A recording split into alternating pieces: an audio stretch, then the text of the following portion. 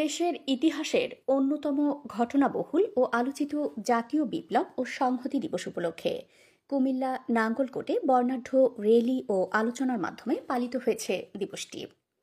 বিকেলে নাঙ্গলকোট উপজেলার বিভিন্ন ইউনিয়ন থেকে মোটরসাইকেল শোভাযাত্রা বের হয়ে Nangalkot Hasan Memorial degree college মাঠে সমবেত হয়ে র্যালি ও আলোচনার উদ্বোধন করেন উপজেলার বিএনপির সাবেক সাধারণ সম্পাদক অ্যাডভোকেট হামিদুল হক ভূঁইয়া।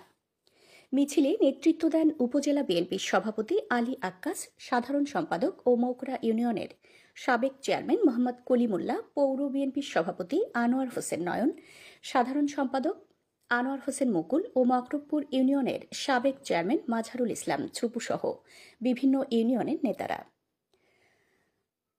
পরে বর্ণাঢ্য র্যালিটি কলেজ মাঠ থেকে বিভিন্ন ইউনিয়নের ব্যানার ও প্লেকার্ড নিয়ে পুরো উপজেলার বিভিন্ন সড়ক প্রদক্ষিণ করে সংক্ষিপ্ত বক্তব্যের মাধ্যমে সমাপ্তি হয়।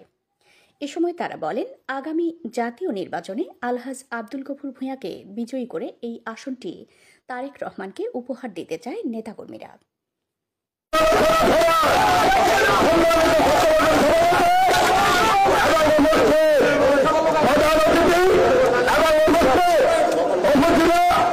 বিএনপি সভাপতি